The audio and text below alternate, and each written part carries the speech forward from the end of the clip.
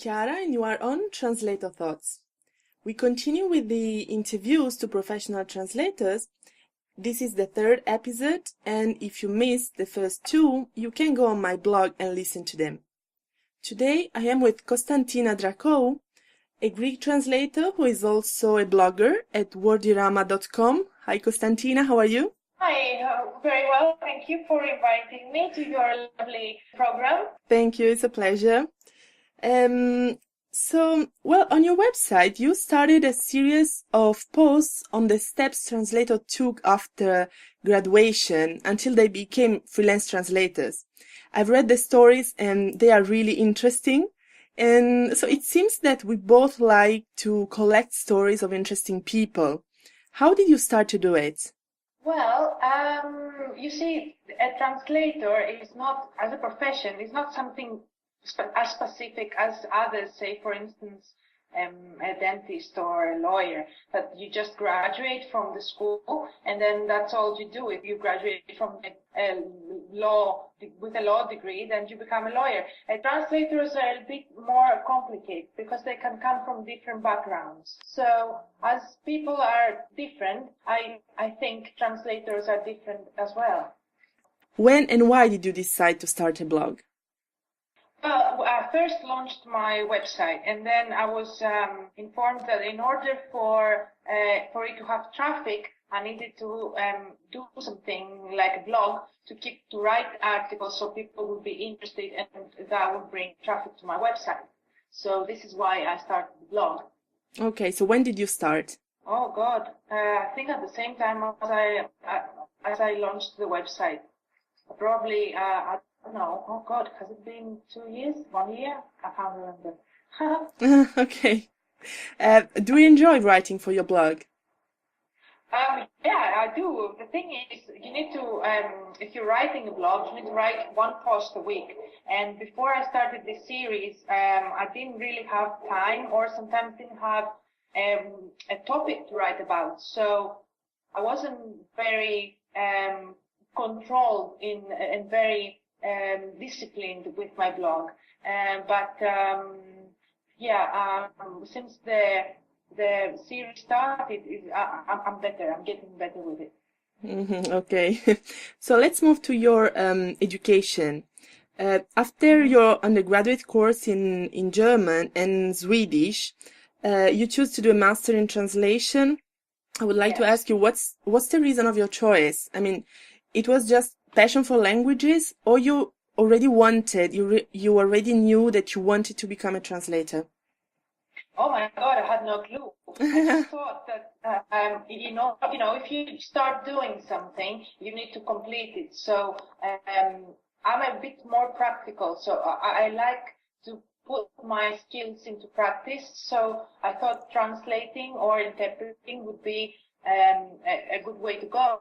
So I thought translation was quite more relaxed than interpreting, but I ended up doing both actually. Well, not in a master's degree. I mean, in your work. Yeah. Mm-hmm. So now you are a freelancer, but actually you tried both. I mean, you worked also as an employee. And since you tried both, do you prefer working as a freelancer or as an employee? Well, I still combine both. So I have a part-time post, and I translate full-time, or I try to translate full-time. But in order to escape the famine periods, I think my part-time post is helpful in during times that there is no freelance work. As a freelancer, could you quantify the effort you put in self-marketing? Because especially as you said, in this famine period, I think you need to increase your effort in self-marketing. And in my opinion, especially at the beginning, it requires probably more time than the actual translations. What do you think? Yes, definitely. You need to invest more time in the beginning, or even in the middle, or throughout your career, really, as a freelancer, to market yourself and update your texts on your website if you have one, update your CV. It's an ongoing procedure. I don't think that one-time marketing effort is what a freelancer needs. It needs to do it all the time. So how much time do you spend more or less per week? On my marketing? Yeah, in marketing yourself. I mean, I don't know, sending CVs, contacting translations companies, and or direct clients. Well, actually, I don't do it all the time. When the farming periods kick in, then I start to do it. So it could be like I don't do anything for 2 months or 3 months. That's not the way to go. You should have a specific time during the day that you actually stop work and do that. But I'm not that disciplined. I need to be a little bit more harsh on me.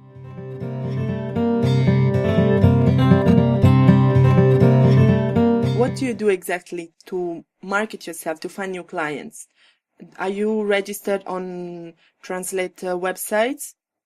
I'm registered with PROS, and what I tend to do is I have my Twitter account. So from my Twitter account, I have followed some agencies, translation agencies, and when they post posts on their blogs, sometimes the topics are of interest to me, so I would comment on the I'll give them my opinion, and then they reply back, and this is how you build a relationship with a translation agency that you see as a potential client. And you never know what can come up from just writing a comment. Yeah, it's true. This is something I'm just curious about. Do you think it's more useful to send CVs to agencies or to increase your connections through, for example, social media? Well, to be honest, when I first started collaborating with agencies outside the Greek borders, I was sending my CV. I think most of the freelance translators, that's what they do as a first step. They send their CV to translation agencies everywhere. And, in order to get some work to land in their inbox, then when you get some regulars, you can invest your time differently. So you have the time, because you get paid work, you have the time, and sometimes it's more interesting to try and build relationships that could lead to a project. Not that this is what you expect from the beginning. It could never, maybe an agency never sends you, but they like to talk with you. And, that's good. I think it's good because they might one day send something. Of course, if they know you, they might remember about you when they need your language. Yeah. So you studied in the UK, and after 10 years, you left the UK to go back to your country, I mean, to your island. It might seem like a silly question, but why did you leave? For the weather or for, I don't know, because you missed home? Oh my God, I love the UK. I could, under certain circumstances, I could live there forever. I used to live in many different cities because I studied there, I did my master's there, and then I worked for companies there. So in fact, I spent the most wonderful years of my life in that country. It's just, so one morning I woke up and I thought I was working 2 jobs and I had no time to spend my money. And I thought, it keeps raining and I go to work, it's dark. I come back from work, it's dark, I need to see the sunlight. So I chose to come back to Crete. And to be honest, I work so hard here as well because I have my own little office and my part-time job, but at least it's sunny and the sea shimmers, and you can just drive, take your car and drive for 2 minutes and you are by the beach, and that's just, wonderful. Yeah, I know because it might seem silly for, I mean, in a way, but I know what you mean because people used to have the sun most of the time. I mean, I think we really suffer from staying in a country where it rains most of the time. Well, when I was there, when I first left the Crete to go there, I thought I would never come back. But you know what they say never. Would you think about coming back to UK? I'm not planning on coming back, but you never know. Things here are getting difficult every day. So I don't know if I would go back. I'm not sure, but I wouldn't say no if something good came up. Mhm. Yeah, I love it.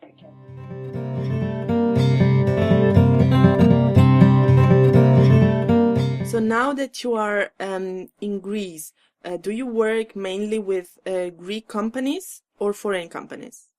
In fact, I only have one Greek direct client, and the rest are foreign companies. Wow. Yeah. Foreign companies from more or less which countries? From everywhere. I have clients from the States, Sweden, the UK, France, Germany. I get some from Norway. I get work from not, sometimes exotic places like Emirates and Brazil. Mhm. From everywhere. Do you offer only translation and interpreting or other services as well? Interpreting I do here in Crete. So if there is like a conference, like a medical conference, then I interpret in the cabin. Well, sometimes also this is some a very latest project that became. I write the original texts for hotel websites. So what the clients ask me to do is go and stay in the hotel for one night, and I taste their food, and I take a walk around the hotel, and then I sit in my office and I write the texts for the hotel's website. And then some of these clients do ask me if there are if I have colleagues that could cover languages I do not speak. So the project management comes in there. Okay, so you do copywriting as well in this Yes. sense. Okay, copywriting, and then you have actually to find other translators, and so you Yes. you are you become the project manager. Yes. Do you enjoy it? Um, well, it's not very so easy as I thought, to be fair. I just thought that, project managers get the texts and then they just send them to random translators, but of various languages. But in fact, it takes a lot of time because you need to schedule the deadlines and you need to see if your translators are busy, and sometimes you need to juggle with the clients as well, because they wanted, most of them, they want the job done yesterday, and Yeah. of course this is not possible. And then freelance translators, they getting jobs, and you need to have your slot, and it can be very stressful when a translator is not available. Yeah. But I guess well, somehow it could be it can be interesting. I mean, it's like you have different kind of works, no? You can have different kind of jobs actually. Yeah, yes. I see all this as a jigsaw, and I need to put to put the pieces together. So it needs to be perfectly fits for it to work. If one piece doesn't match, then it can't be completed. So I have one last question about your well, let's say colleagues. Do you see other Greek translators as competitors or colleagues actually? I think that there's plenty of work for everybody. So there is not a matter of competition.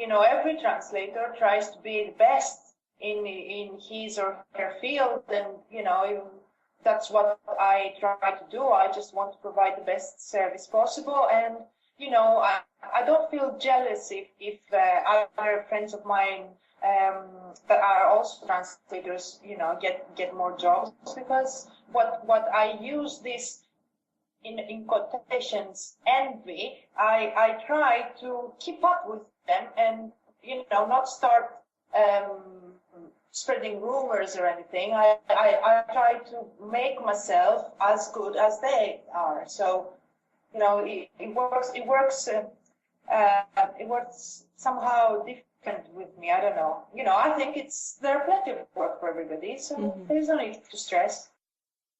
That's a very good attitude, I think, because there could be a little competition, especially if people think that there's not so much work. Well, I think that there is plenty of work. It depends, it depends what it is that you like to translate, and it depends what skills you have. So every translator has a different background, and if you lack in your background, all you have to do is fill in the hole, yeah? So to become like all the rest, I mean, it takes hard work, and you need to invest your time, and yes, maybe you do not have time to go out with your friends anymore, but it's your job. You have to be good at your job. I agree with you. Okay, so thank you very much for your time and for sharing your experience with us. So you're always welcome. Okay, you're always welcome back on my blog whenever you want. Oh, thank you. And be free, if you would like your story to be on mine, please feel free to write it and send it to me. Okay, sure. Thank you very much. You're welcome. Okay, bye. Bye.